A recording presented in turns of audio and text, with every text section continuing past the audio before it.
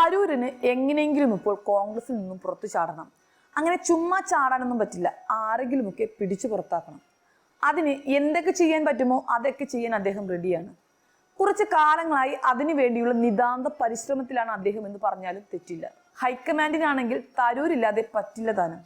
തരൂർ ഇടയ്ക്കിടയ്ക്ക് കോൺഗ്രസിനൊന്ന് ചൊറിയും, എന്നിട്ട് തിരിച്ച് മാളത്തിലേക്ക് കയറും. അപ്പോഴേക്കും കോൺഗ്രസിനകത്ത് അതിനെ തുടർന്ന് അടിയായി തടയായി അങ്ങനെ. എന്നിട്ട് അതിന്റെ പുലുവാലുകളൊക്കെ കുറച്ചൊന്ന് അടങ്ങി എന്ന് തോന്നുമ്പോൾ അദ്ദേഹം വീണ്ടും തലപൊക്കും. അപ്പോൾ കയ്യിൽ അടുത്ത തലവേദനയ്ക്കുള്ള മരുന്ന് ഉണ്ടാകുമെന്ന് തീർച്ചയാണ്. കുറച്ച് കാലമായി തരൂർ ഈ ഒളിച്ചുകളി തുടങ്ങിയിട്ട്. പുതിയ പ്രശ്നം അടിയന്തരാവസ്ഥയാണ്. അടിയന്തരാവസ്ഥയെ രൂക്ഷമായി വിമർശിച്ച ലേഖനവുമായിട്ടാണ് ശശി തരൂർ ഇത്തവണ രംഗത്തെത്തിയിട്ടുള്ളത്. നെഹ്റു കുടുംബത്തെ ഉന്നമിട്ടുകൊണ്ടാണ് തരൂരിന്റെ ലേഖനം. ഇന്ദിരാഗാന്ധിക്കും സഞ്ജയ് ഗാന്ധിക്കുമെതിരെ രൂക്ഷ വിമർശനമാണ് തരൂർ ഉന്നയിച്ചിട്ടുള്ളത്. ഇന്ദിരാഗാന്ധിയുടെ കാർക്കശ്യം പൊതുജീവിതത്തെ ഭയാനകതയിലേക്ക് നയിച്ചെന്നാണ് തരൂർ പറയുന്നത്.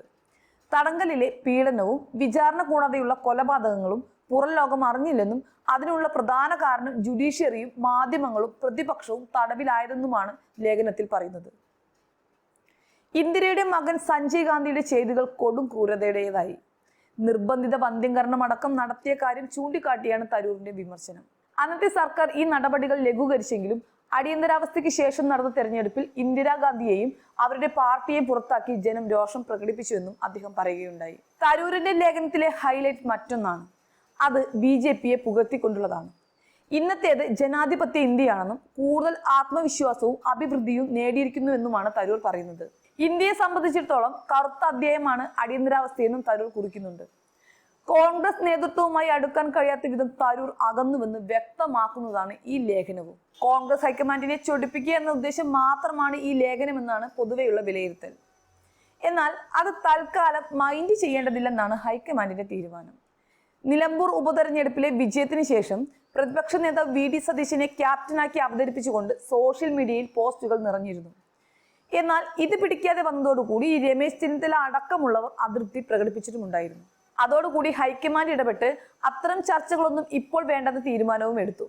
എന്നാൽ ഹൈക്കമാൻഡിന്റെ ഈ നിർദ്ദേശത്തെ തള്ളിക്കൊണ്ടാണ് സ്വയം ക്യാപ്റ്റൻ ആവാൻ റെഡിയായിക്കൊണ്ട് കോൺഗ്രസ് വർക്കിംഗ് കമ്മിറ്റി അംഗം ശശി തരൂർ MP രംഗത്തെത്തിയിട്ടുള്ളത് എന്നതാണ് ഏറ്റവും രസകരമായ കാര്യം. കോൺഗ്രസുമായുള്ള തർക്കങ്ങൾക്കിടെ മുഖ്യമന്ത്രി സർവേയുമായി ബന്ധപ്പെട്ട വിവരങ്ങൾ സമൂഹ മാധ്യമങ്ങളിൽ പങ്കുവെക്കുകയാണ് തരൂർ ചെയ്തത്. UDFൽ മുഖ്യമന്ത്രി സ്ഥാനത്തേക്ക് തന്നെയാണ് കൂടുതൽ പേർ പിന്തുണയ്ക്കുന്നതെന്ന സർവേ റിപ്പോർട്ടാണ് ശശി തരൂർ പങ്കുവച്ചത്. 28.3% പേരുടെ പിന്തുണ തരൂരിനുണ്ടെന്നാണ് വോട്ട് വൈബ് സർവേയിൽ പറയുന്നത്. 27% പേർ UDFൽ ആരാകും മുഖ്യമന്ത്രി എന്നതിൽ അനിശ്ചിതത്വം അഭിപ്രായപ്പെടുന്നുമുണ്ട്. പ്രതിപക്ഷ നേതാക്കൾ പോലും പറയാൻ മടിക്കുന്ന കോൺഗ്രസിന്റെ ഇരുണ്ട ഭൂതകാലമാണ് ശശി തരൂർ ലേഖനത്തിലൂടെ വരച്ചു കാട്ടുന്നത്. സത്യം പറഞ്ഞാൽ കോൺഗ്രസ് പാർട്ടിക്ക് ഒരു പ്രത്യേകതയുണ്ട്. ആ പാർട്ടിയെ കുറ്റപ്പെടുത്താനും കുഴിയിൽ ചാടിക്കാനും പുറത്തുനിന്നും ഒരാളിന്റെ ആവശ്യമില്ല. അതിനകത്തുള്ളവർ തന്നെ ധാരാളമാണ്. എന്തൊക്കെ ആയാലും തിരഞ്ഞെടുപ്പ് ഇങ്ങനെ പടിവാതിൽക്കൽ വന്നു നിൽക്കുന്ന ഈ സമയത്തെങ്കിലും വന്ദിച്ചില്ലെങ്കിലും നിന്ദിക്കാതിരിക്കുന്നതാണ് ഒരു മുതിർന്ന പാർട്ടിയുടെ വിവരമുള്ള പാർട്ടിക്കാരൻ എന്ന നിലയ്ക്ക് പുലർത്തേണ്ട മിനിമം മര്യാദ.